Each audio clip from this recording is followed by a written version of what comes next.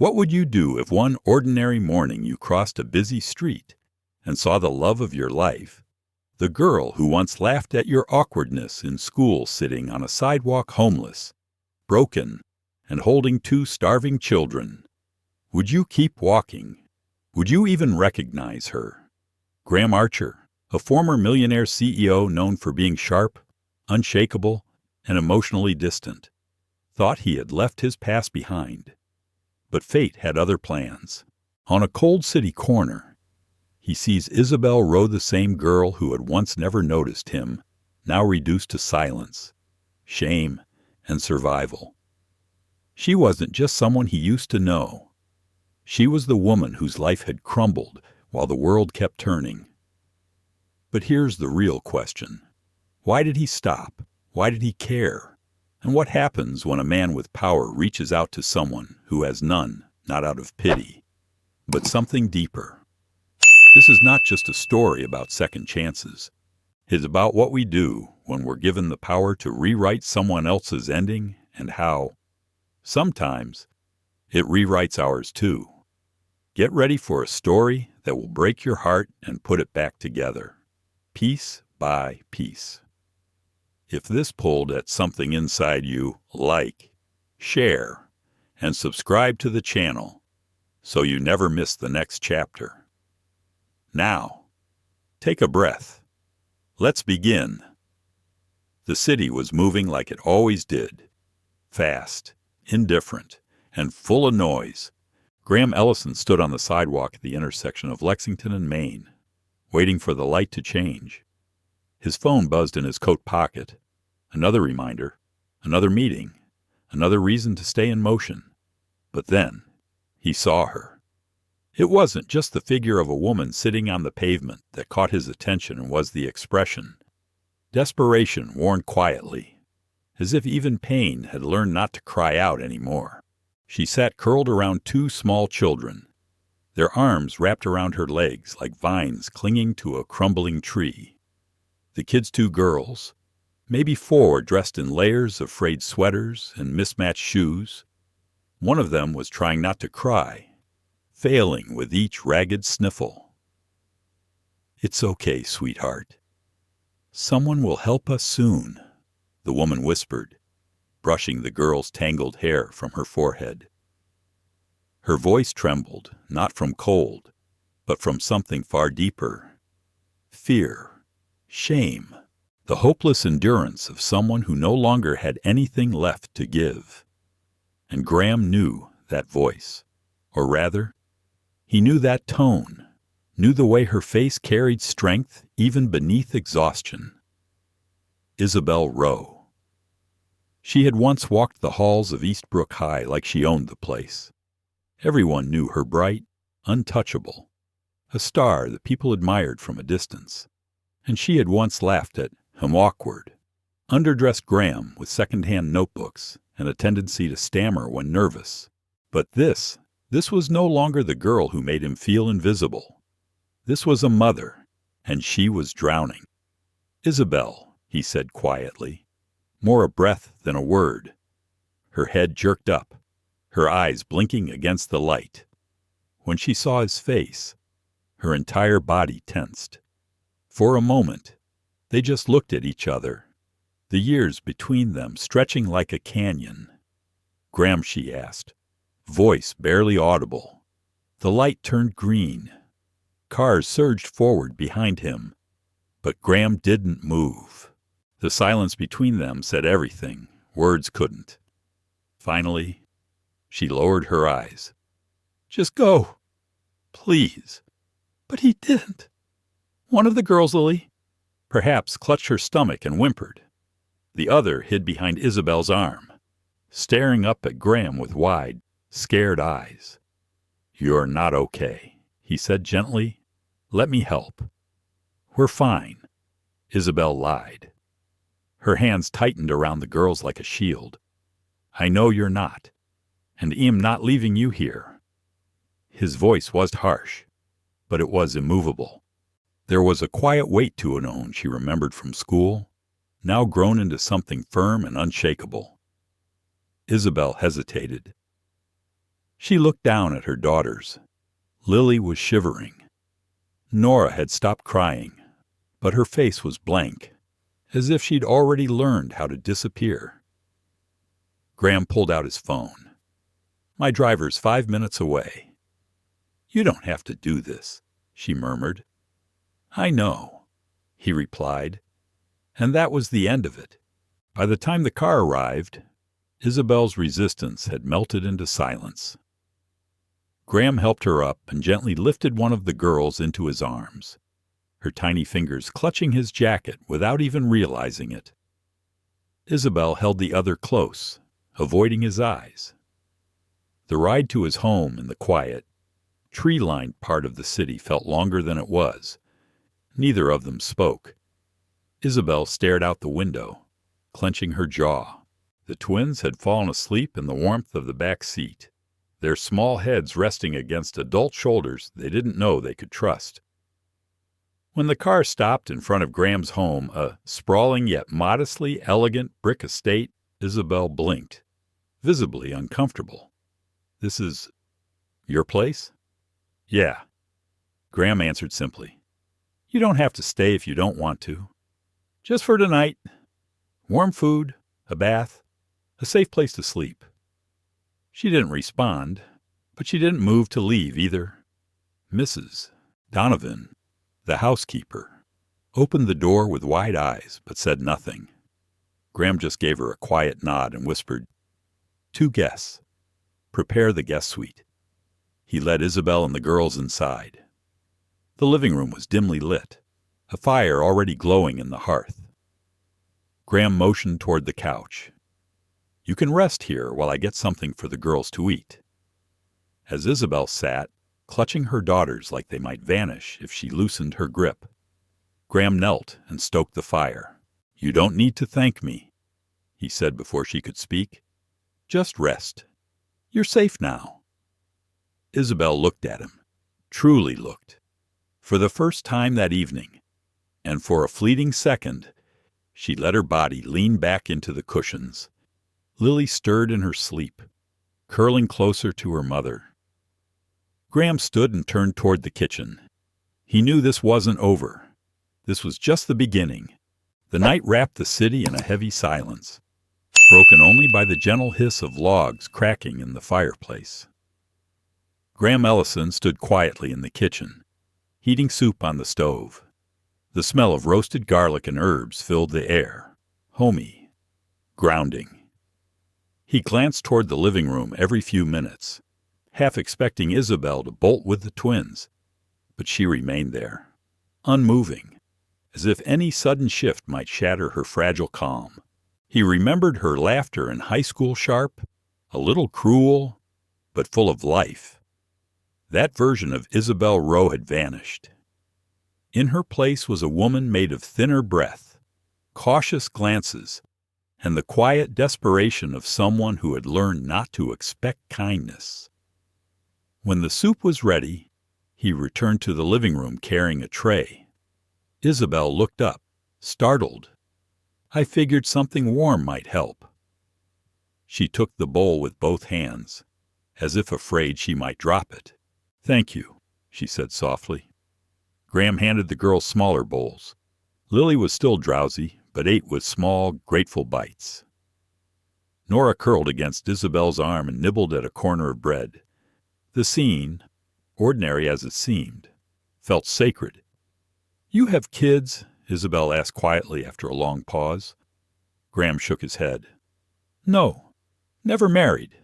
She didn't respond, but there was something searching in her eyes, as if she were trying to match the man before her with the boy she once knew, the one she used to brush off in the school hallway without a second glance. "Is this your house?" she asked after another moment. "Yeah. Built it a few years ago. I work mostly in urban development commercial real estate." Isabel nodded absently, her mind clearly elsewhere. The girls had finished their food and leaned against her shoulders, full and warm for the first time in who knows how long. "I'll show you to the guest room," Graham said, standing up and offering his hand. She didn't take it, But she followed. Upstairs, Mrs. Donovan had already turned down the beds, laid out clean towels, and set a basket with small toiletries on the dresser. It looked like a hotel room. Too clean, too kind. This is too much, Isabel whispered, still standing in the doorway. You don't even know me anymore.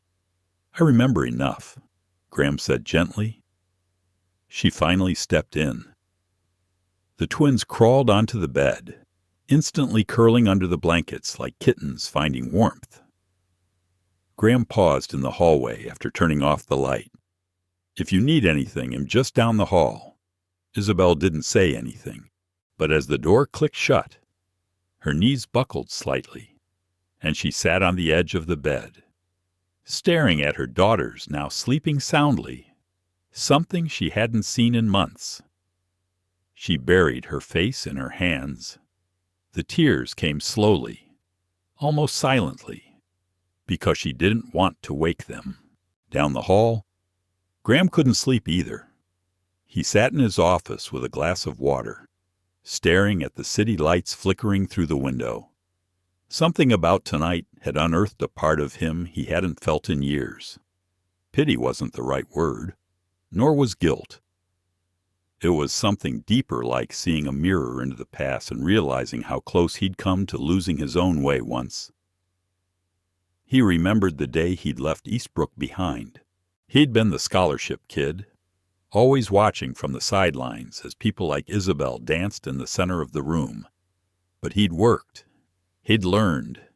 Had built his life with callous determination. Still, no amount of success had ever made him feel as human as he did tonight, holding a child who didn't even know his name, helping a woman who once never noticed him suffer in silence. The next morning, sunlight filtered through gauzy curtains in the guest room. Isabel stirred first, her back stiff from the unfamiliar softness of the bed.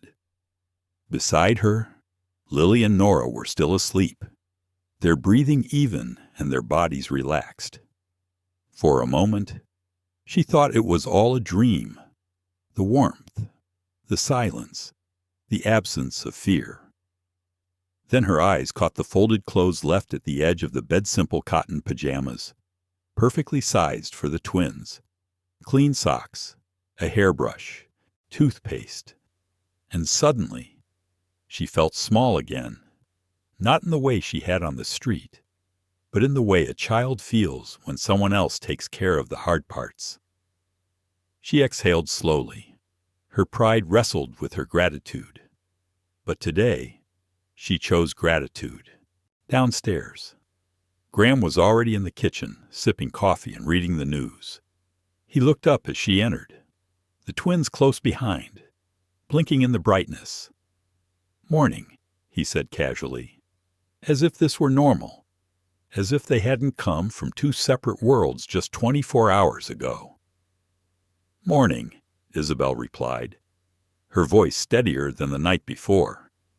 The dining table was laid out with toast, eggs, fruit, and warm oatmeal.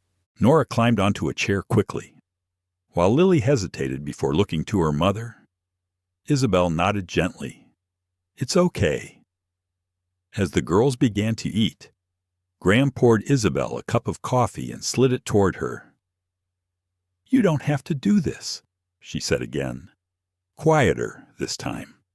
"I know," he said again, "but I want to." There was something different in his tone. Not charity, not pity, just intention. It disarmed her more than kindness ever had. As the girls finished, and Mrs. Donovan took them to the sunroom to play, Graham leaned forward. "Isabel, I know it's not my place, but I need to ask what happened." She stared at her hands. They were clean now, but the cracks in her knuckles hadn't healed. Her nails were short, bitten. She looked up slowly, met his gaze, and for the first time, didn't flinch. "It's not a story I like to tell," she said, "but maybe it's time someone knew."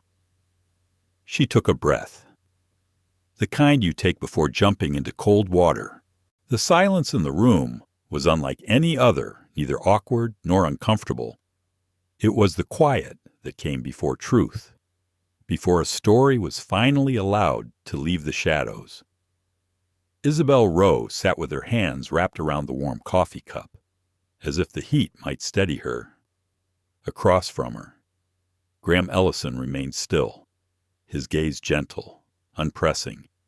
He wasn't rushing her, and maybe that was why she finally spoke. "Do you remember Brandon Hart Graham's?" Face tightened at the name. Everyone at Eastbrook High had known Brandon. Captain of the basketball team, smiled like a movie star, charm slicker than rain on pavement. He'd had everything except accountability. "We dated for a while after graduation," Isabel continued. "It wasn't serious for him. I was too young to see it." Graham said nothing. He already suspected where this was going. A few months in, "I found out I was pregnant.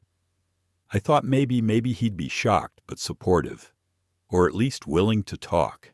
Her voice cracked on the word thought.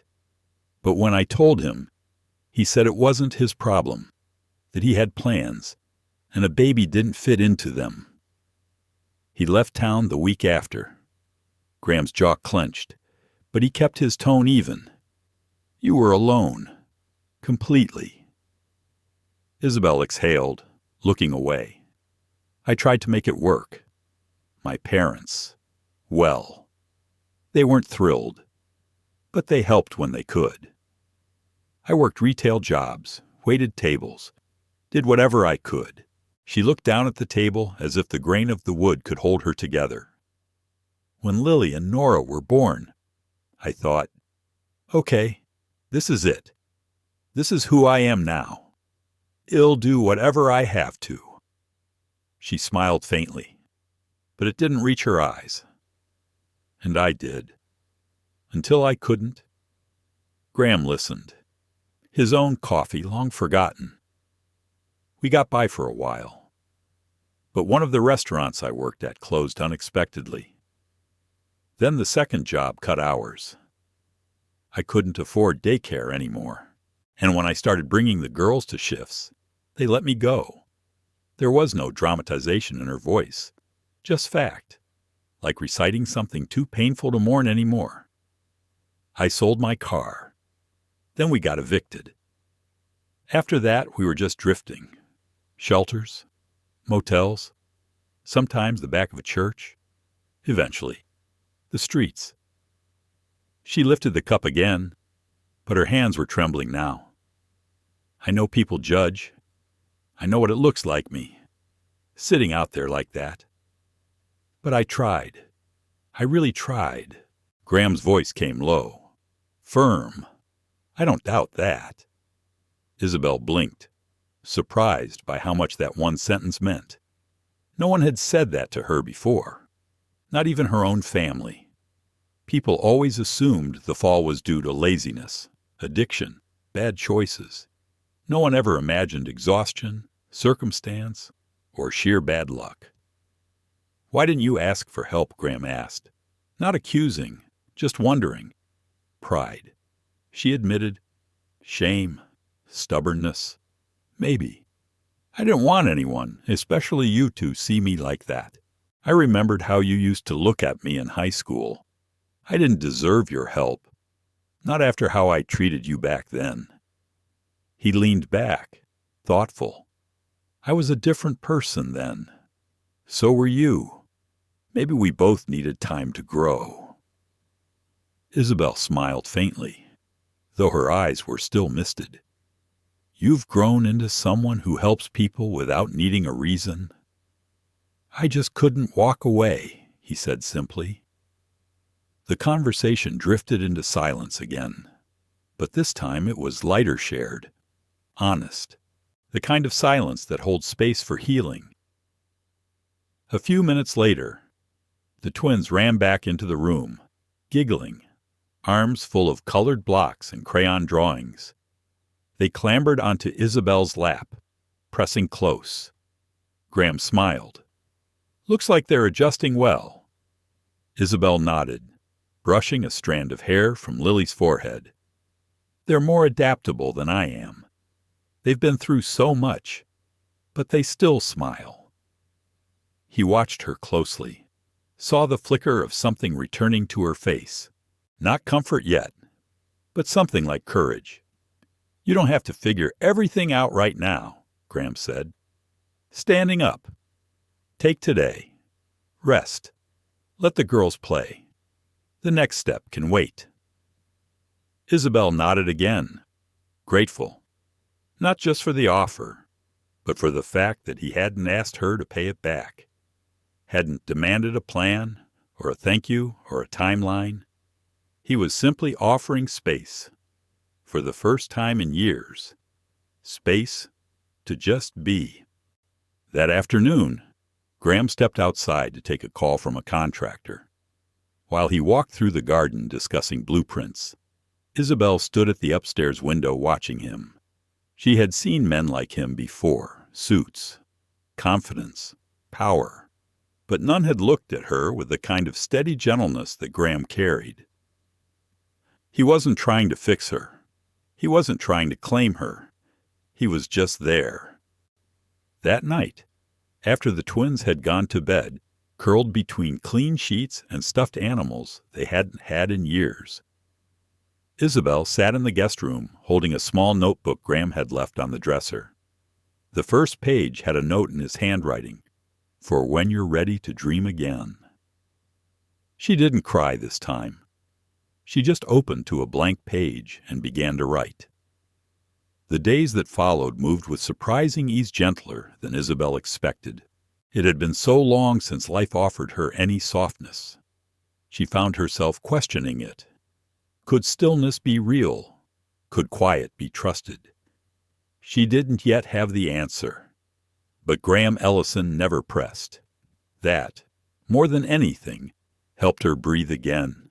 Every morning, he rose early, brewed a full pot of coffee, one mug for himself, one set aside for her without asking. He didn't hover or interfere, didn't ask her to talk or explain or plan. He gave her time, and time, as it turned out, was the most powerful gift. One morning, while Lily and Nora played in the garden under Mrs. Donovan's watchful eye, Graham approached Isabel on the back porch.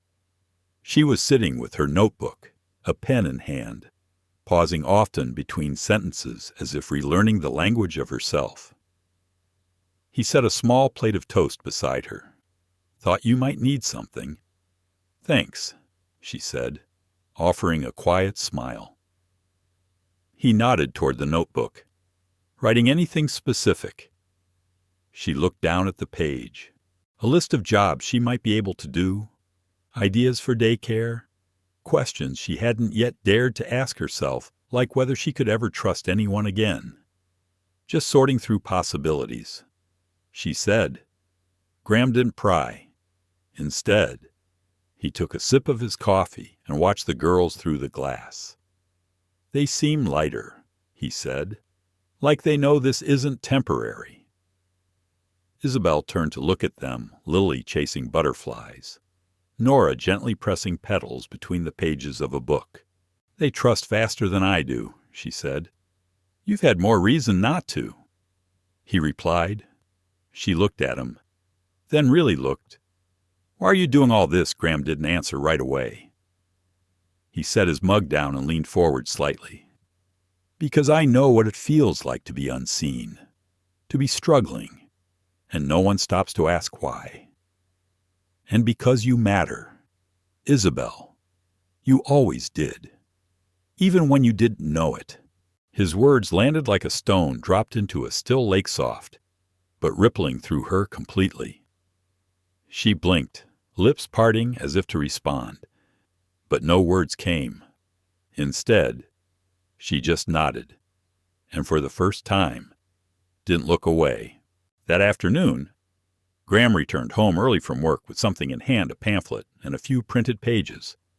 "I don't want to overwhelm you," he said, "finding Isabel in the sunroom, but I thought this might interest you." She took the pages curiously.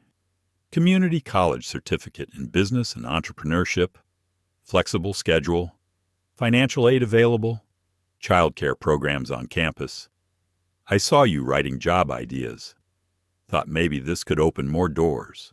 Isabel stared at the paper, her fingers tightening around the edges. I haven't been in a classroom in over a decade, she said. You've learned more from surviving than most people do in grad school, Graham replied.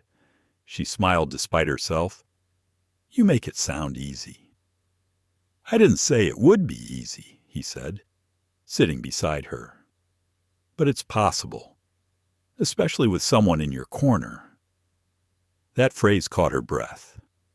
Someone in your corner. She hadn't had anyone in her corner in years. That night, as she tucked the twins into bed, Nora asked, Mommy, are we staying here forever? Isabel brushed a curl from her daughter's forehead. Not forever, baby, but for now. Will Mr. Graham stay with us forever? Lily chimed in. The question was innocent, but it carved something deep into Isabel's chest. I don't know, she whispered, but she hoped. Oh, how she hoped. In the following days, Isabel began to shift. It was subtle, barely visible to anyone outside, but Graham noticed. She walked taller, made eye contact more often, laughed once genuinely when Lily tripped over a garden hose and declared the grass attacked her. One morning, Isabel entered the kitchen already dressed, hair brushed, the notebook in her hand. I want to apply, she said simply. Graham didn't smile too wide, though he wanted to.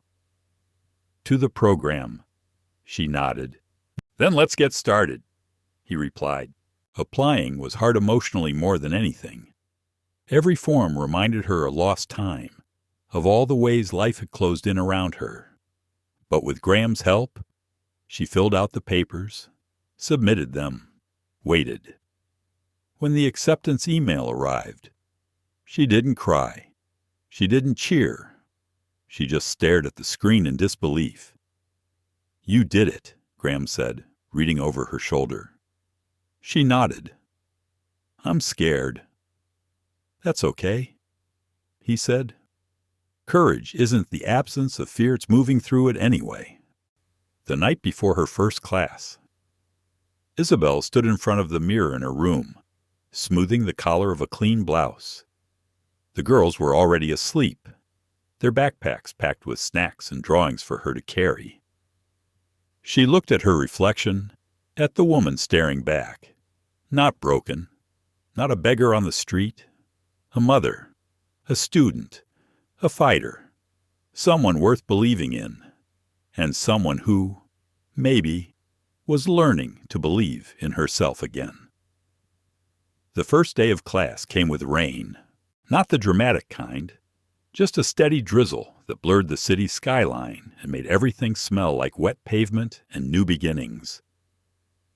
Isabel Rowe sat on the passenger side of Graham's car, her hands resting tensely in her lap. She wore a navy blue blouse and jeans that Graham had insisted she didn't need to repay him for. Her shoes were simple, but clean, practical. Her notebook was in her bag. Her nerves were in her throat. You okay, Graham asked, glancing over. She nodded, then shook her head, then tried to smile. It's strange. I used to walk into rooms without ever thinking twice. And now, I feel like I'm learning how to be a person all over again. Graham didn't fill the silence with a cliche or a pep talk. He just said, that's normal. Starting over means being brave in all the small ways, too. She looked at him then, really looked, and felt a quiet rush of gratitude. He wasn't trying to rescue her. He was simply walking beside her. And that made all the difference. When they arrived, he parked by the curb of the small community college. A line of students in hoodies and backpacks shuffled into the main building, their voices blending with the rhythm of the rain. Isabel exhaled, unbuckled her seatbelt, and reached for the door. "Wait," Graham said, and pulled something from the glove compartment. "Folded umbrella. Don't walk in like you're used to the storm. Walk in like you expect to stay dry." She laughed, genuinely this time, and took the umbrella. "Thank you." For everything he asked, raising an eyebrow. "No," she said. "For not making this about you." And then she stepped into the rain. That evening, Graham picked her up right where he'd left her. Isabel walked out of the building slower than she had gone in, but with a thoughtful look on her face, somewhere between fatigue and quiet joy. So he asked as she got in. It was humbling. She said, "I'm the oldest one in the room by at least 10 years. But I didn't feel out of place. Not completely. What you learn that I remember more than I thought, and that I'm capable of learning more than I believed." Graham smiled at that, and Isabel felt the warmth of her own words linger in the car like a soft echo. In the weeks that followed, Isabel built a rhythm. Mornings began early with helping the twins dress, eating breakfast together, and heading either to school, Lily and Nora to a daycare program Graham had quietly enrolled them in. Afternoons were filled with studying, note-taking, coffee that was never quite hot enough, and the realization that her mind was still sharp. She liked learning. She liked rediscovering the version of herself who had once wanted more than survival. Evenings were the best, slow dinners, laughter from the twins, Graham asking about her assignments and actually listening. One Thursday, while reviewing a case study at the kitchen table, Isabel caught Graham watching her. What she asked? "Nothing," he said, but his tone was soft. "It's just you've come so far in such a short time. I hope you see that." She looked down at her notes, a smile tugging at the corner of her mouth. "Sometimes I do. Sometimes I'm still waiting for it all to collapse." "It won't," he said simply. "How do you know?" "Because you're not the kind of person who lets it." That night, as she lay in bed, Isabel thought about his words, and she realized she was starting to believe them too. One Saturday afternoon, they took the twins to the city park. It was the first time in months Isabel had gone anywhere just for the joy of it. The girls ran through the grass, chasing each other in circles while Graham helped set up a small picnic. Isabel sat beside him, sipping lemonade, watching the sky turn soft with late sunlight. "They're happy," she said. "They're kids." He replied, "They were just waiting for a reason." She turned toward him. So was I. Their eyes met, and something unspoken passed between them, something neither of them was ready to name. But it was there, steady and slow and growing like roots under the surface. "You've given us more than I ever thought possible," she said, voice low. Graham shook his head. "You gave it to yourself? I just opened the door." Isabel looked away, tears threatening, but they were different now, not made of shame, but of hope. A few days later, as Isabel was cleaning up after dinner, she heard her phone buzz, a text from an unknown number. She opened it, expecting nothing, but the screen showed a photo Graham, seated at a restaurant table across from a well-dressed woman. The caption read, "Do you really know who he is?" Isabel stared at it, her heart suddenly pounding. It wasn't the woman or even the image itself. It was the implication, the seed of doubt. After everything, after trust had been so carefully rebuilt, she heard Graham's voice in the other room, light and easy as he read a bedtime story to the twins. She looked back at the phone, and for the first time in weeks, fear crept in again. The house was quiet when Isabel stepped into the hallway. Graham's voice floated softly from the twins' bedroom, reading the last few lines of a fairy tale. His tone was calm, patient, the kind of voice children trusted without question. But the phone in Isabel's hand buzzed again. She looked down. Another message from the same number. You should know who he really spends time with. Ask him about the woman at the Rowan last week. There was no name, no explanation, just enough to rattle her. She could still see the picture in her mind, Graham, in a pressed shirt, leaning in toward a beautiful woman at a candlelit table. It didn't scream romance, but it didn't look professional either. She hated the wave of insecurity that rose in her chest. Hated that it still had that much power. Isabel slipped the phone into her pocket and walked back to the kitchen, her mind racing. The house suddenly felt too still, her breath too shallow.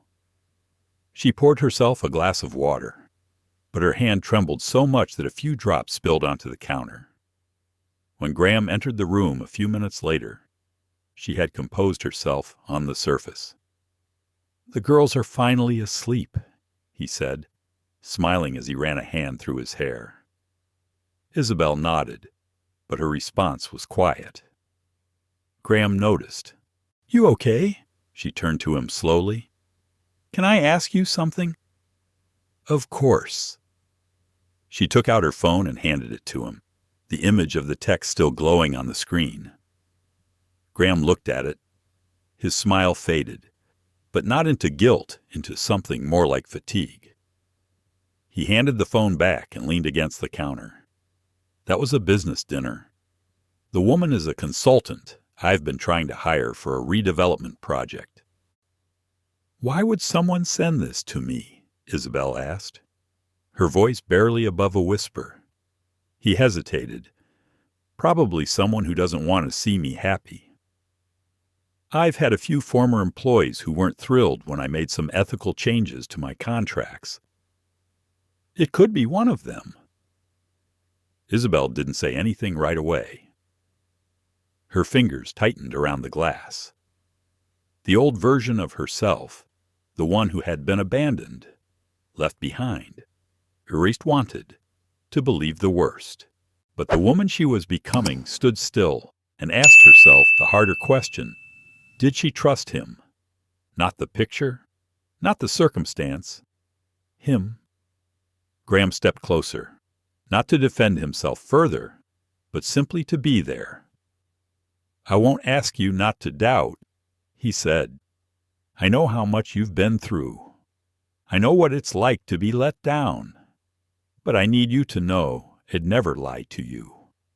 Not about this. Not about us." She stared at him, at the man who had opened his door without conditions, who had read to her daughters, who had waited for her to believe she was worth saving. "I'm scared," she finally admitted. "I don't know how to live in a world where someone actually stays." Graham didn't flinch. "Then, well, take it one day at a time. You don't have to trust the world yet. Just trust me." She nodded. Barely. But it was enough. He didn't press further. Instead, he took her hand, not dramatically, not like a scene from a movie, but with the kind of quiet steadiness that says you don't have to be afraid right now. They stood in the kitchen like that for a long time, the silence full of old pain and new possibility. The next morning, Graham showed her the report from his tech team. The message had been traced to a burner account linked to a man he had fired 3 months earlier for breaching ethical guidelines. "I thought about not telling you," he said, "but I promised you transparency, and I don't want to break that." Isabel looked at the evidence, felt the tightness in her chest finally loosen. "Thank you," she said. "You believed me before this. That means more than anything on this page." That weekend, Isabel brought home her first graded assignment, a case study on business ethics. She had scored a 93. When she showed Graham, He smiled so wide it made her laugh. "See," he said, nudging her shoulder gently. "Told you you'd be great at this." Isabel felt a warmth spread through her, not from the grade, not even from the praise, from the feeling that she was finally building something that couldn't be taken away. Later that evening, after the twins had gone to sleep, Isabel walked into Graham's office. He was at his desk, reviewing contracts, his glasses slightly slipping down his nose. She stood there a moment, just watching him, then finally said, "I need to say something." He looked up, listening. "I want to apologize," she said, "for doubting you, for letting fear talk louder than facts. I know what I've been through doesn't excuse everything."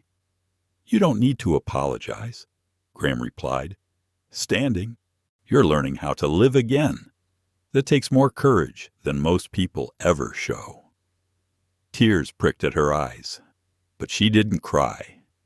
Instead, she stepped closer and took a deep breath. "I'm trying to believe that I deserve this."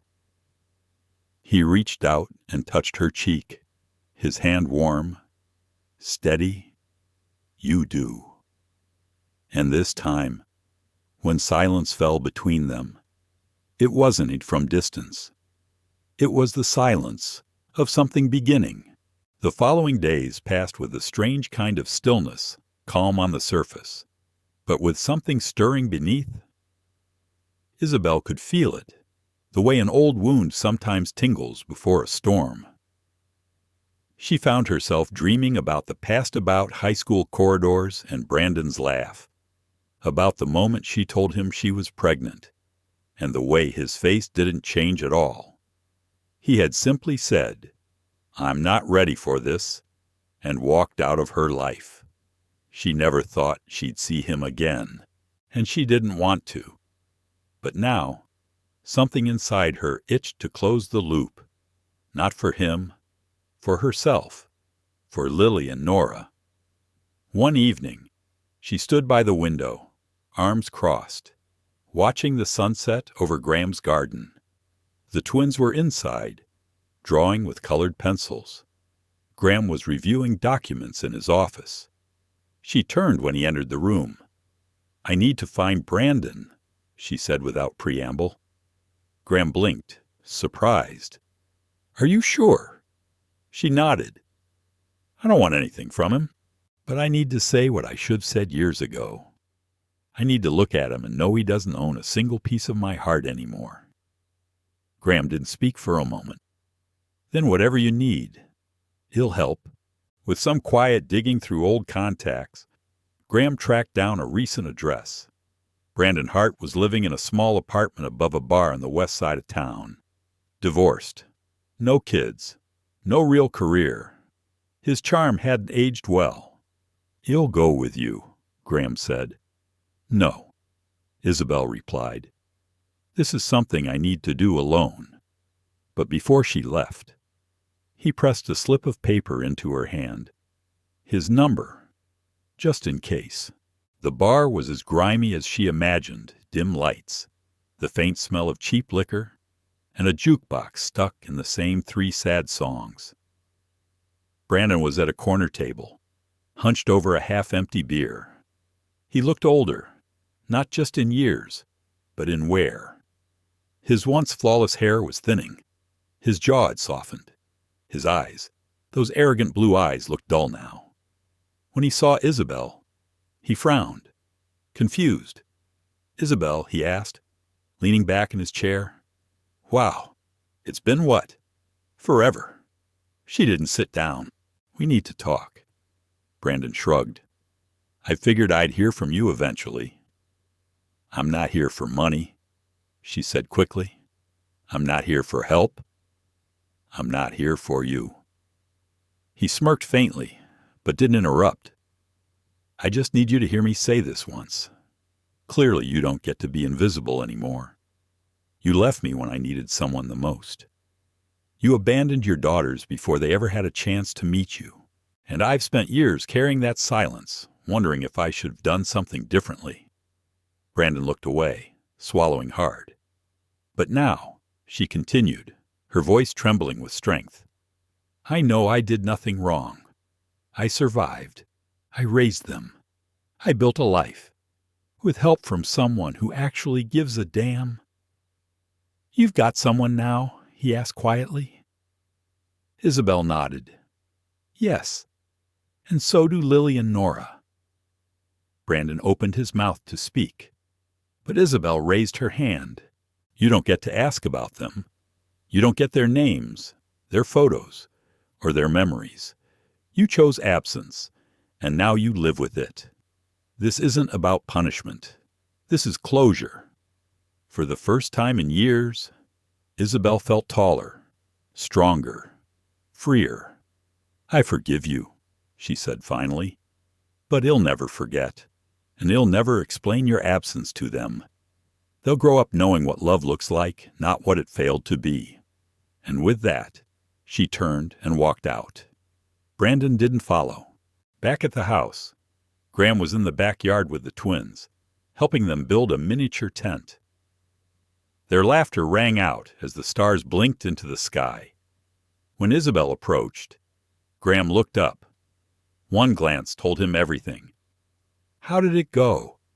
It went the way it needed to, she said, and now I'm done looking back. He stood and wrapped her in a quiet embrace. She didn't cry. She didn't shake. She just stood in the arms of the only man who had ever made her feel safe. Later that night, after the girls were asleep, Graham surprised her with a gift, a leather-bound notebook, and a silver pen. What's this? She asked, gently tracing the spine. A tool, he said. For planning your future, dreams deserve to be written down. She smiled, sitting beside him. Thank you, Graham. You don't need to thank me. You're the one doing all the hard work. No, she said, her voice soft but firm. I'm not doing this alone. Graham looked at her, his eyes serious. You never will again. Autumn arrived with quiet grace. Leaves turned shades of amber and rust, and the days began to cool just enough for jackets and warm hands wrapped around coffee mugs. For Isabel Rowe. It marked the first time in years that a season felt like a beginning, not an ending. She woke up earlier now. Not because she had to, but because she wanted to. Mornings had a new rhythm, a warm breakfast with Lily and Nora, a quick review of her coursework, then walks with Graham through the garden before he left for the office. Her body was still learning to rest. Her heart was still learning to trust. But her mind was alive again. One morning, after finishing a research report on small business management, Isabel submitted it and let herself breathe. She didn't just complete the assignment. She had understood it. When her professor emailed back with glowing feedback and a personal note, excellent critical thinking and clarity. You're one of the strongest students I've had this year. She stared at the message for nearly a full minute, not because she didn't believe it, but because, for the first time, she actually did. At home, she printed out the email and pinned it above her desk. Graham noticed it later that evening. You know, he said, arms crossed and a playful smile on his face. I always imagined you'd have an office one day. I just didn't think it'd be in my guest bedroom. Isabel laughed. It won't be forever. I hope not, he replied softly, because I see you running something bigger, something that's yours. She turned to him. I've been thinking about that, actually. He raised an eyebrow. Yeah. She nodded and opened her notebook.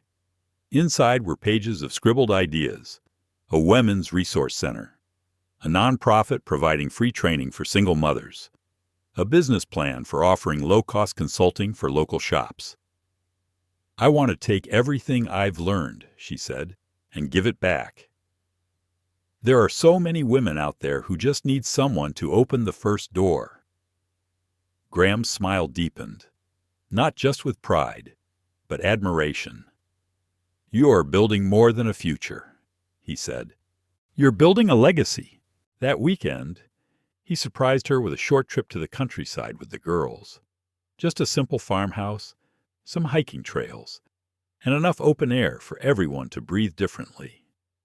Lily and Nora were ecstatic feeding sheep, collecting leaves, laughing under wide blue skies.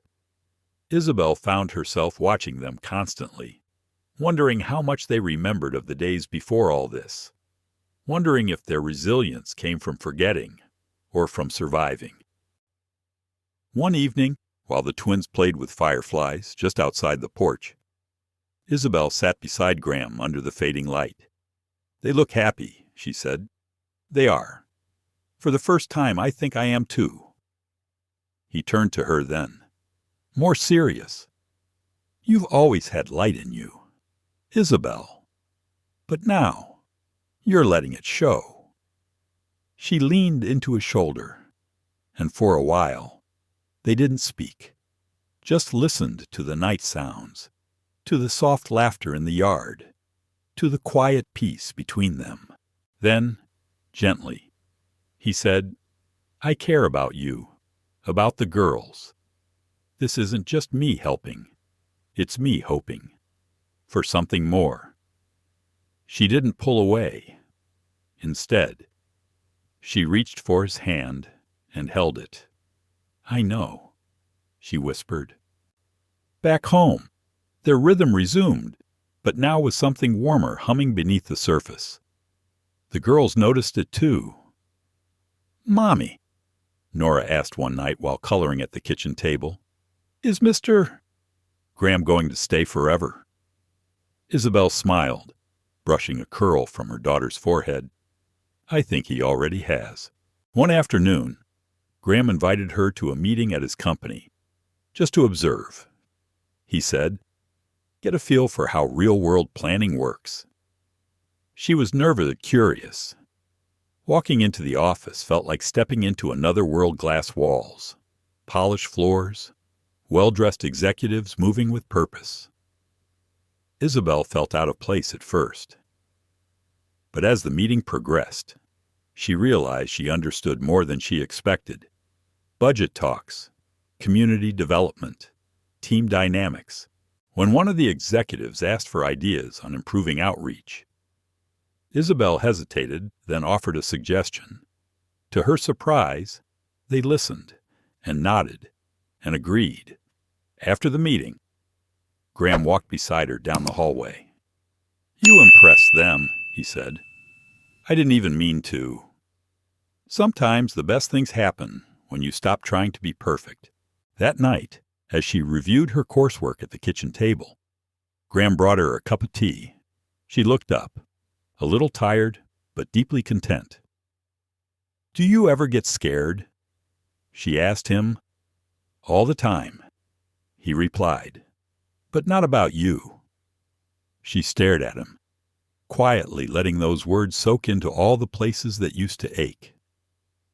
"I'm scared of losing this," she admitted. "You won't," he said. "Not if we keep choosing it." Every day, and in that moment, for the first time in years, Isabel believed it. Not because she had to, but because she wanted to. Isabel woke early that morning, earlier than usual. The house was still wrapped in quiet. A pale wash of morning light crept through the window, falling across the notebook beside her bed. Her fingers reached for it instinctively, flipping past lists, lecture notes, and scattered goals until she found a page she'd written weeks ago. At the top of the page, in bold letters, she had scrawled, "Who am I now?" She stared at the question for a long time. There had been a time not so long ago when her identity had been wrapped in struggle, survival, scarcity, shame. She was the mother who had failed, the woman who had been abandoned, the one who was always trying and never arriving. But now, Now there was no eviction notice taped to the door, no hunger sitting in her daughters' bellies, no man with a disappearing act looming overhead. Now there was only space. And that space scared her more than poverty ever had. Later that day, Graham took her out for lunch, just the two of them. Something quiet, tucked in a corner cafe near the edge of town. "I've been thinking," he said between bites of grilled salmon and roasted potatoes, "about what's next for you." Isabel gave a small laugh. "So have I. I mean professionally," he said. "You've been thriving in your program. Your professors are praising you. And the way you handled yourself in the meeting last week," he shook his head. "Impressed. It's clear you're ready. Ready for what she asked, even though she already knew the answer. To lead." She looked down at her napkin, folding and refolding the corner. "I've always followed. Graham," she said. "I followed circumstances, followed other people's needs. I've never made my own blueprint." "Well," he said, voice warm, "maybe it's time you drew one." That evening, after dinner, Isabel sat with her laptop and wrote the first draft of a proposal. The RISE project, training and support for single mothers. It was a hybrid idea, part business mentorship, part community outreach, part emotional support, a place where women could come not just to survive, but to reclaim their identities, their dignity, their dreams. She didn't tell Graham right away. This one was hers. But 2 nights later, after putting Lily and Nora to bed, she knocked softly on his office door. He looked up from his screen, glasses perched on the bridge of his nose. "I want you to read something," she said, handing him the document. He read it twice. When he finished, he looked at her now as a man in love, not as a protector, but as someone seeing a peer. "This is incredible," he said. "Do you think it's possible? I think it's necessary." He replied, "And I want to help you fund it." She blinked. "Graham, no, I'm not investing in a charity case," he said. "I'm investing in someone who sees what the world forgets, someone who's already lived through the problem and now wants to become part of the solution." Isabel didn't respond right away, but her heart was loud in her chest. She didn't say yes, not yet, because this time she wanted to say it only when she truly believed she was ready. Days passed, then a week. During that time, Isabel worked harder than ever.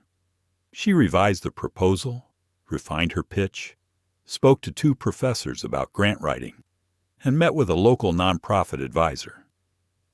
She wanted to build it not because she was rescued, but because she had rebuilt. Graham respected that space. He didn't hover, but every now and then, she caught him watching her the way someone watches a tree bloom after a long winter. One evening, while reviewing her notes in the kitchen, Isabel noticed a small envelope tucked under her teacup. She opened it to find a handwritten note. "You were never just surviving, Isabel. You were becoming. Gee." That weekend, she finally told him, "I'm ready. Let's do it." And in that single sentence, something shifted, not just between them, but within her. Graham didn't celebrate loudly. He didn't need to. He simply smiled, stood, and took both her hands in his. "Then let's begin." From that point, everything moved faster. They worked late into the night preparing the presentation. Graham brought in his legal team to assist with structuring the nonprofit. Isabel met with mothers at shelters, listening, taking notes, gathering real stories and shaping them into solutions. Lily and Nora, ever curious, began to sense their mother was becoming something bigger. They often whispered to one another in the back seat, "Mommy's making something important," and left drawings of her standing in front of large groups, smiling.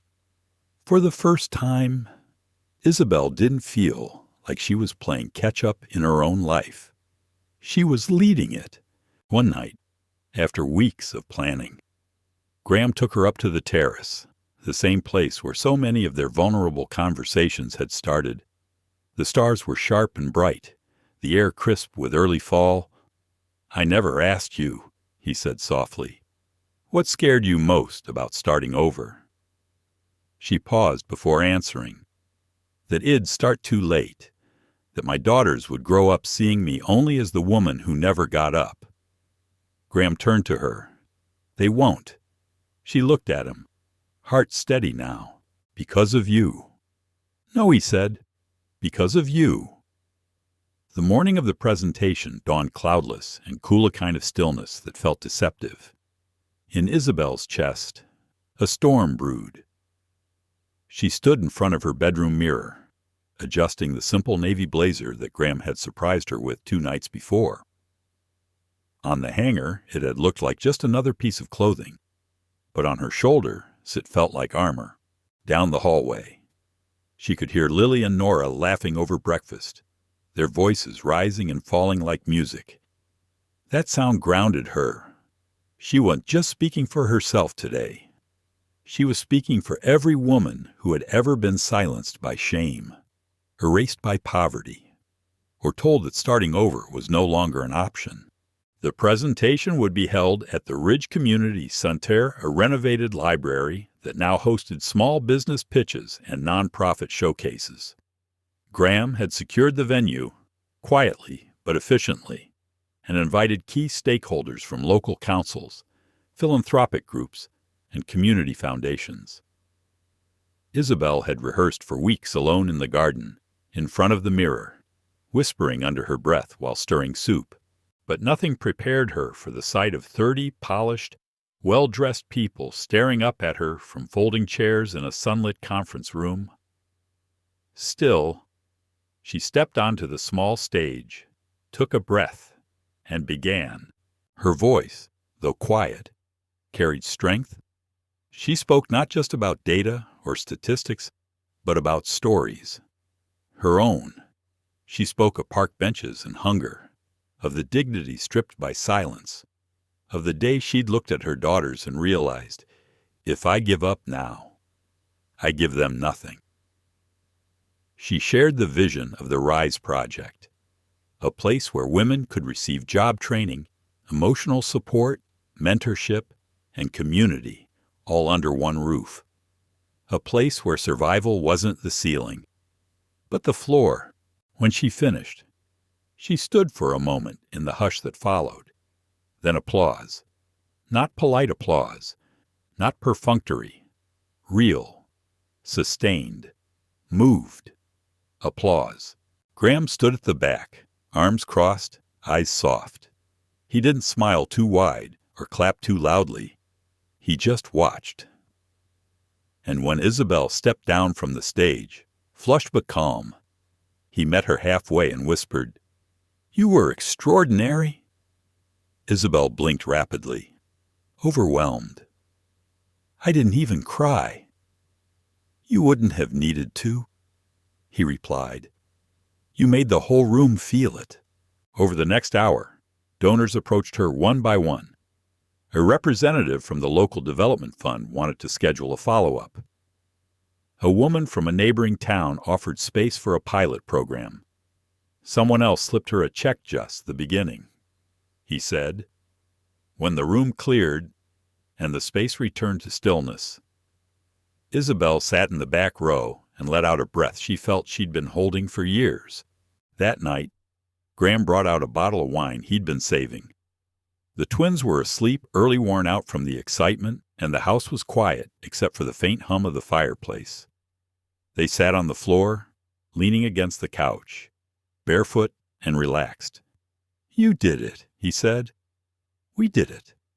"No," he said gently, raising his glass. "You did this.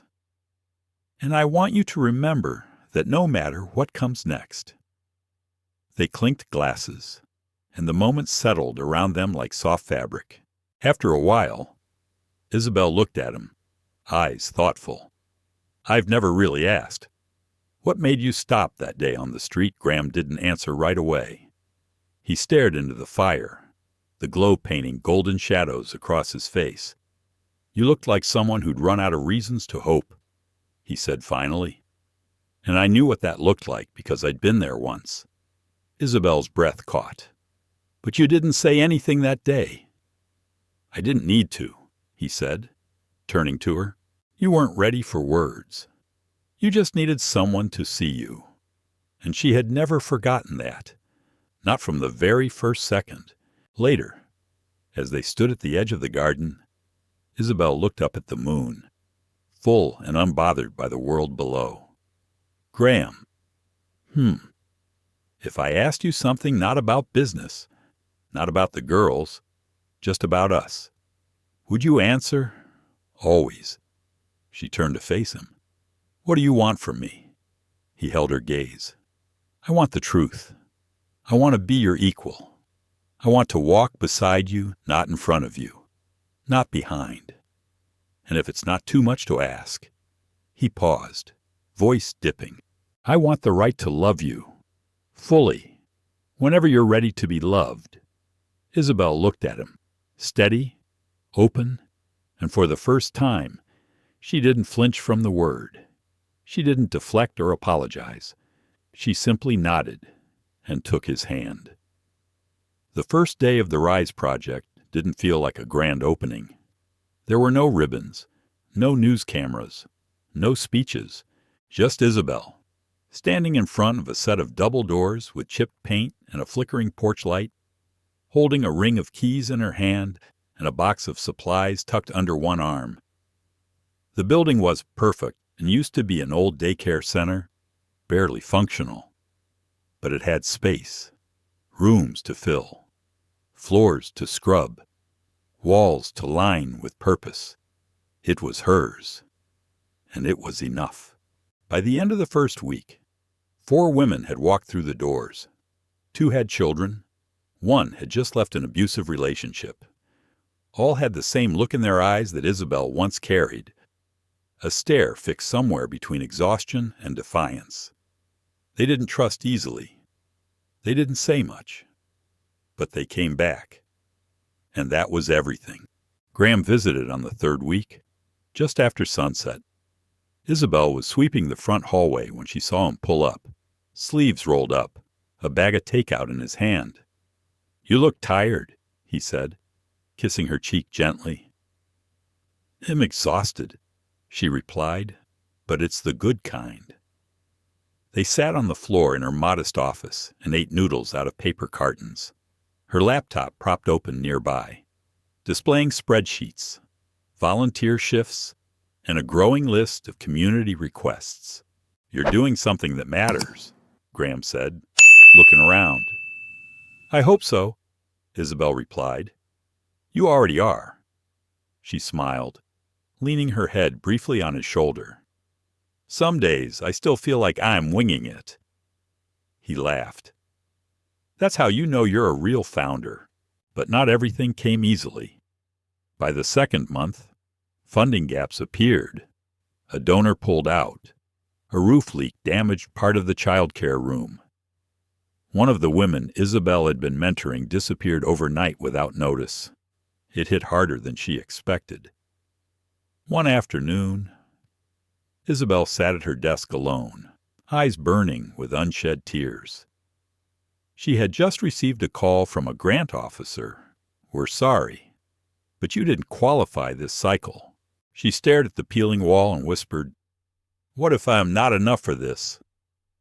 As if summoned, Graham texted, Thinking of you. Still proud. Let me know if you need anything. She didn't reply right away. But later that evening, she forwarded him the list of urgent repairs. And within 2 days, his construction team was on site, patching leaks and fixing electrical wiring quietly, professionally, no strings. When she tried to thank him in person, Graham simply said, You're not supposed to do this alone. A few weeks later, one of the women at the center, Marissa, 28, 2 kids, No high school diploma passed her GED exam. When Isabel handed her the results, Marissa burst into tears. "I never thought someone like me could finish something." She sobbed. Isabel hugged her tightly and whispered, "Then it's a good thing someone else believed it first." At home, Lily and Nora were flourishing too. They asked more questions, read more books, played longer in the garden. Isabel began to notice the small shift show Nora now drew pictures of her mom standing in front of crowds, and how Lily proudly told her preschool teacher, "My mom helps other moms." One Sunday morning, while preparing pancakes, Lily asked, "Do you still feel sad sometimes?" Isabel paused. "Sometimes, yes." "But why?" Nora added, peeking over the table. "Because even good days carry memories," Isabel said. "But you two remind me why we keep going." The girls nodded solemnly, then giggled and asked for more syrup. That night, Isabel and Graham sat on the back porch under soft garden lights. He was flipping through a few printed reports she'd brought home. Metrics, testimonials, goals. "You've built something real," he said, "and it's growing." "I don't want it to outgrow me," Isabel admitted. "Then let it grow with you," Graham said. "You don't have to chase it. Just stay grounded." She looked at him, grateful beyond words. Then, as if reading her thoughts, he asked, "Do you ever think about what comes next, not for the project, for us?" Isabel smiled. "I think about it all the time." "Good, because I'm ready whenever you are." And in the stillness between them, something quietly shifted. Not a proposal, not yet, but a promise. One built not on rescue or romance, but on respect. By month 5, the Rise Project had started making waves. What began as a quiet initiative in a forgotten corner of the city was now featured on local news. A short article in a regional journal went viral, calling Isabel a beacon of resilience and reform. With recognition came attention.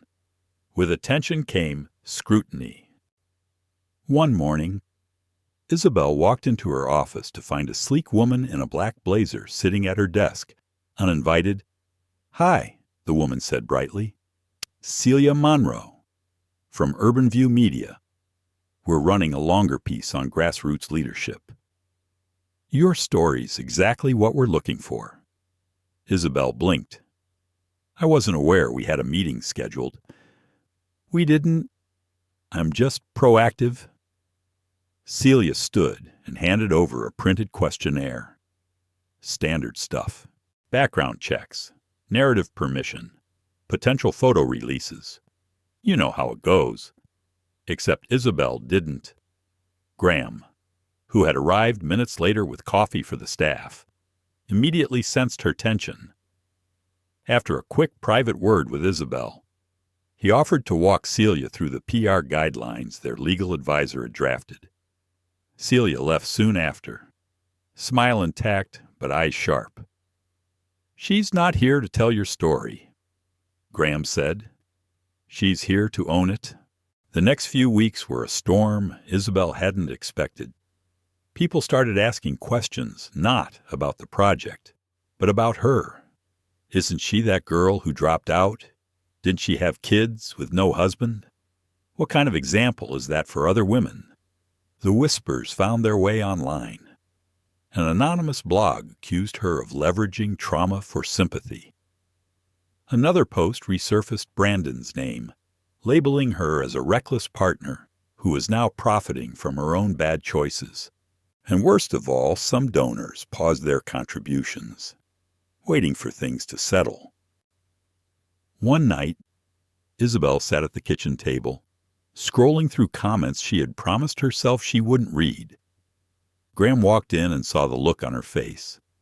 "Turn it off," he said gently. "I need to know what people are saying."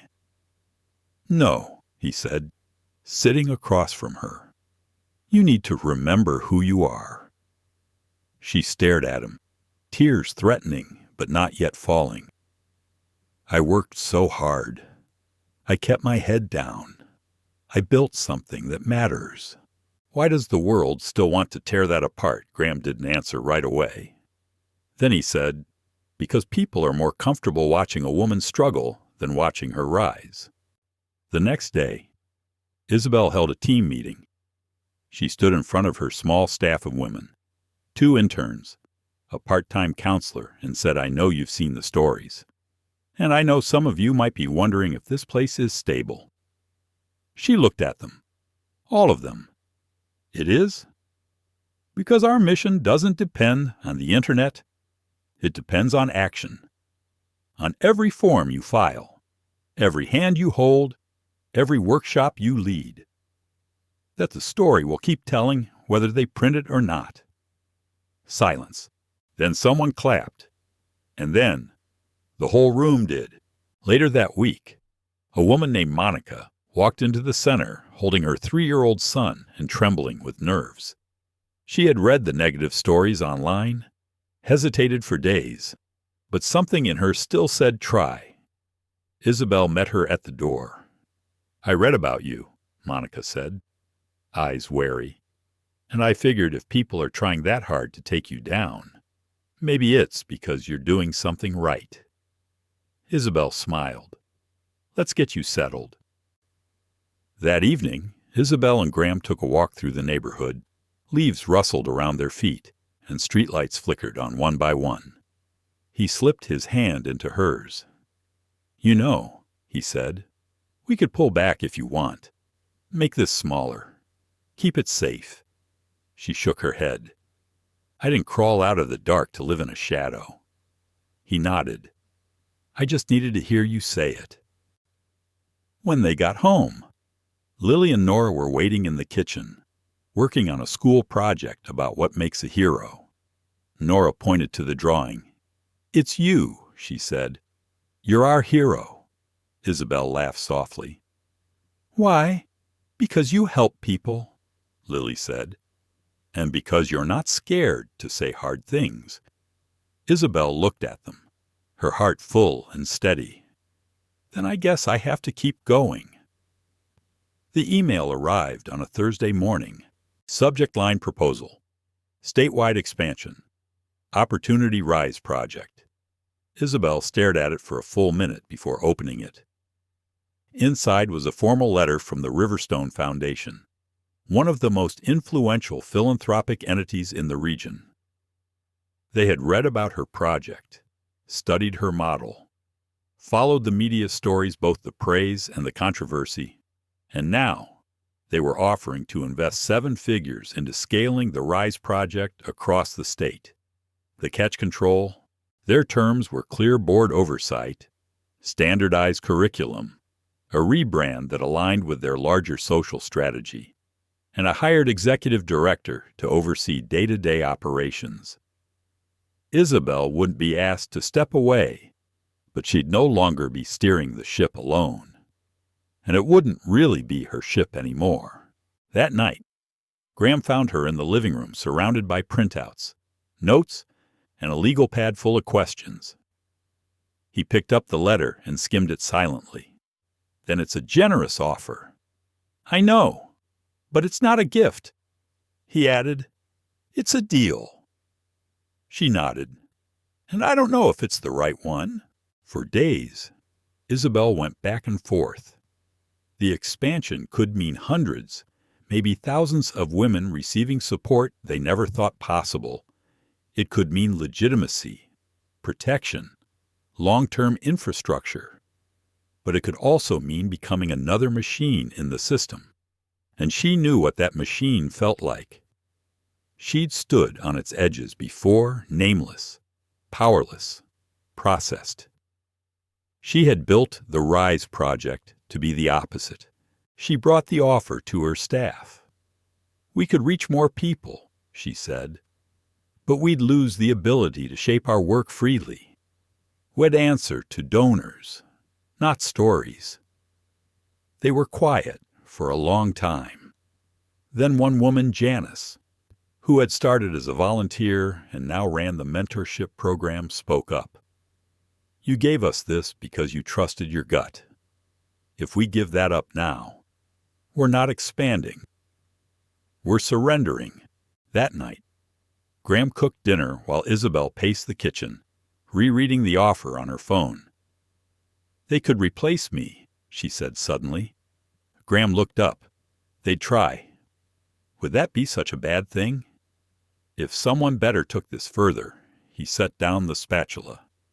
There is someone better, he said simply. There's just someone different. She sighed. I want to grow, but I don't want to grow into something I no longer recognize. He walked over, touched her shoulder.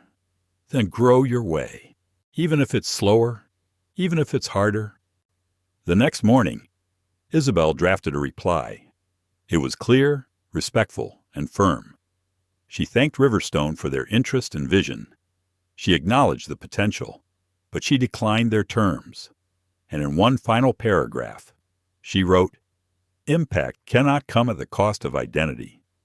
What we're building is personal because it's rooted in pain, not policy. And while we remain open to partnership, we will never outsource our soul. She hit send, and then she cried, not out of regret, but release. 2 days later, an unexpected email arrived from a small private foundation run by formerly incarcerated women in a neighboring city. They had read Isabel's public statement and were inspired. They didn't have $1 million, but they had commitment. They asked to collaborate, not control. They wanted to co-develop sister centers' shared knowledge, shared values, shared leadership. Not a takeover, a movement. That weekend, Isabel stood in the community garden just outside the Rise building. The air was brisk. Graham was planting new herbs with Lily and Nora. One of the new program members, a young woman named Shay, approached and offered to help water the seedlings. As they worked side by side, Shay said, This place, it doesn't feel like a program. It feels like people. Isabel smiled. That's the idea. That night, while the girls slept and the house fell quiet, Isabel wrote in her notebook, Some offers are ladders. Others are cages in disguise. Sometimes, keeping your mission small is the most radical form of resistance. Sometimes, saying no is the most powerful yes.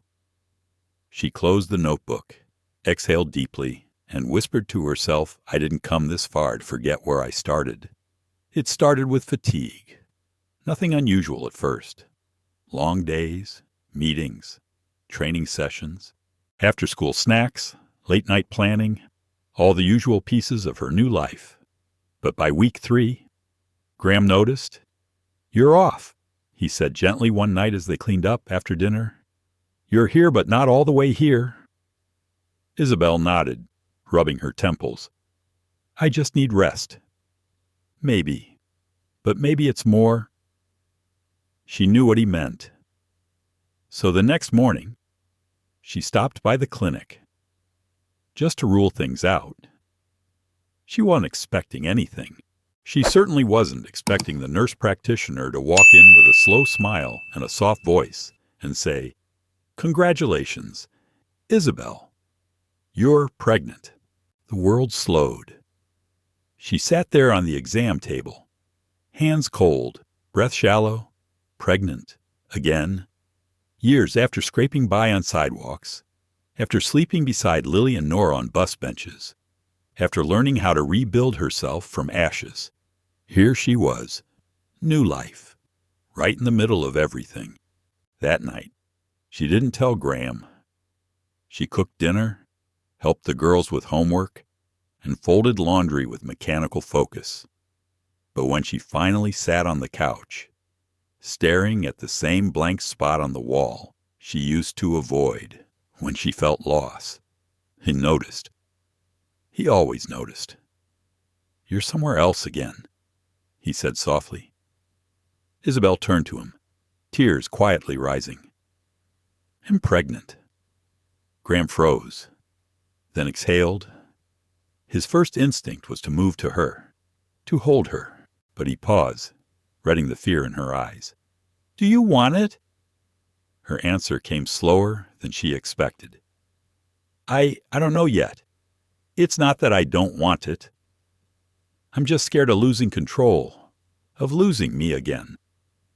Graham sat beside her, close but not crowding. "You're not who you were then." She nodded. "But what if I become her again?" He took her hand, firm but gentle. "Then we remind you, every single day, that you're not alone this time." Over the next few days, Isabel carried the news in her chest like a fragile glass orb. She talked with her doctor, read articles, watched Lily and Nora with fresh eyes do miracles who had once survived their mother's darkest nights. Could she do it again? Yes. But more importantly, could she do it without disappearing into the role again? That question haunted her. Until one Sunday morning, while sweeping the floor of the Rise Project hallway, a new resident approached her. A teenager, 17, no family, pregnant. She looked terrified. "I don't know what I'm doing," the girl whispered. Isabel knelt down and met her eyes. "None of us do. Not at first. But you don't have to figure it all out today. You just have to keep showing up." The girl nodded, tearfully. And as Isabel rose and hugged her, she realized the truth. This child growing inside her wouldn't take away her identity. It would expand it. That night, she told Lily and Nora. The girls screamed with joy, asked a million questions, drew pictures of babies in cribs and made name lists, most of them ridiculous. Graham didn't say much that evening, but as they sat outside later, watching the girls chase fireflies, he leaned over and kissed the back of her hand. "I know you're still scared," he said. "I am, but I've never been more certain of you." Weeks passed. The nausea faded. The fear softened. The appointments became routine. Life found its rhythm again. Until one afternoon, Graham came home early, his face pale. "I need to tell you something," he said. Isabel's stomach tightened. "There's been a situation with the company. Someone is trying to push a merger deal that would force me out. What'll fight it, but it might mean stepping back for a while." She reached for his hand. "We'll face it together." But even as she said it, she felt it again, that cruel tension life always delivered, joy and uncertainty, side by side. That night, she wrote in her journal, "Life never asks if we're ready. It just shows up, and we choose again and again, whether to shrink or to expand." She closed the notebook, rested her hands on her belly, and whispered, "We're going to be okay, no matter what." The storm didn't arrive with thunder. It came in silence, emails that went unanswered, phone calls cut short, and rumors passed in half sentences between colleagues. Then one day, Graham walked into Isabel's office at the Rise Project. He wasn't wearing his usual confidence. No rolled-up sleeves, no subtle smirk, just weariness. They voted. Isabel stood up, heart thudding, and "I'm out," he said, just like that. The company he had helped build, the team he had mentored, the clients he had carried through crisis after crisis, gone. Because he'd chosen time with his family over power politics, because he had backed away from the merger, because, in the end, he'd refused to play a game where empathy was seen as weakness. That night, Graham barely touched his dinner. The twins noticed, asking quietly, "Is something wrong with Mr.?" Isabel gently shook her head. "He just had a hard day." After the girls went to bed, she found him outside, sitting on the steps in the garden, staring into the dark. She sat beside him. I feel like I lost part of who I was. He said, You didn't lose him. She replied, You let go of something that was weighing him down. He didn't answer, because he wasn't ready to believe that yet. In the following days, their dynamic shifted. Graham was quieter, less present. He helped around the house, played with the girls, smiled when expected, but something had dulled, and Isabel felt it. Felt the gap growing between the man she loved and the man he was trying to love again. One evening, she asked, What are you afraid of? He stared at her. That without the job, the title, the schedule. Am not needed? You are, she said. I don't know how to believe that yet. She didn't push. Instead, she said, Then let's believe it together, until you can carry it alone. Meanwhile, the RISE project continued to grow. The second sister center opened in Camden Hill, with Monica, a former resident, now leading operations. Community engagement was increasing, but so were the pressures. Isabel was pregnant, leading, parenting, and now also holding space for a man who had always been her anchor. And one day, it was too much. She collapsed in the middle of a staff meeting, not dramatically. Not with panic, just a slow slump of her shoulders, her voice trailing off mid-sentence, her hand resting instinctively on her belly. When she opened her eyes, she was in the clinic. Everything was okay, but barely. The doctor's words were clear. You need to slow down. You can't do this at the pace you've been keeping. It's not sustainable for you or the baby. Isabel nodded, tears prickling her eyes, because she had known this. She just hadn't wanted to admit it. That night, she sat across from Graham in silence.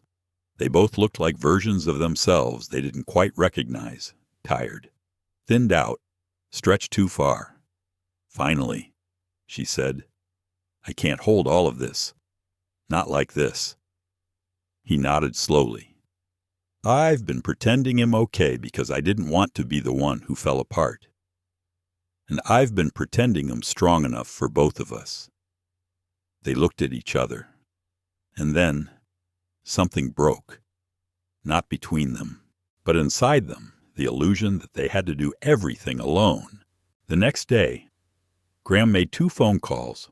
One was to a therapist. The other was to a nonprofit board that had been quietly courting him not for power, but for his values, his mentoring, his ability to rebuild. He said yes, not because he needed to prove anything, but because he was ready to begin again, this time on different terms. Isabel, meanwhile, stepped back, temporarily. She handed daily operations to Janice and Shay, both of whom she had mentored carefully over months. She focused on the pregnancy, on sleeping, on reading bedtime stories again, on writing sometimes nothing more than a few words in her journal each morning. Graham made her tea every evening without fail, and for the first time in weeks, he didn't look lost. He looked present. One night, curled on the couch with her head on his chest, Isabel whispered, We almost broke, didn't we? He ran a hand through her hair. Maybe, but we didn't. Why?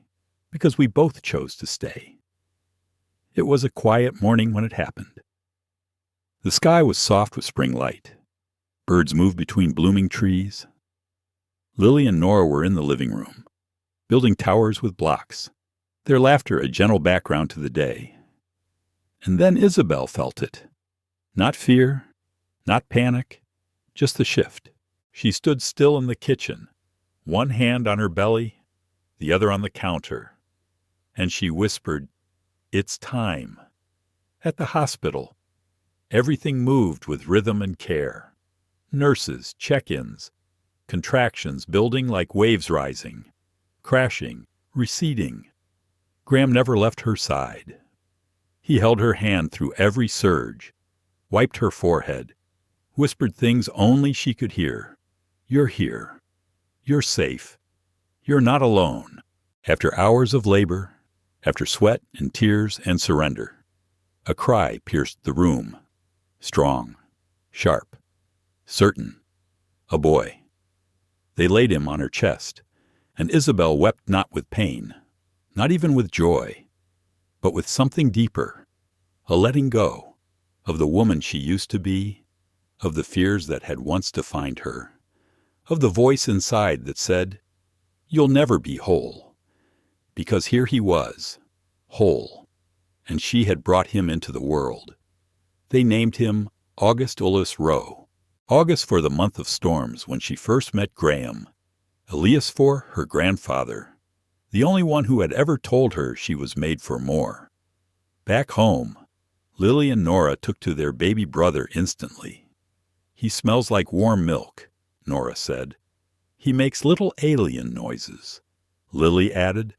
Graham was calm, but in awe-rocking August by the window in the evenings, singing soft tunes Isabel had never heard him sing before. And Isabel. She rested, more than she ever allowed herself to in the past. Not because she was lazy, but because she had finally understood rest is not weakness. It's preparation for what matters next. A few weeks later, Isabel stood before a small crowd at a local women's conference. The theme was resilience and reclamation. Her keynote wasn't flashy. No slides, no statistics, just her voice. She told them about shame, about hunger, about the sidewalk, and then about courage, about starting over, about how no system had saved her, but a moment of being truly seen did. She closed with a sentence that stayed in the room long after she left. Don't confuse survival with living. We deserve more than just getting by.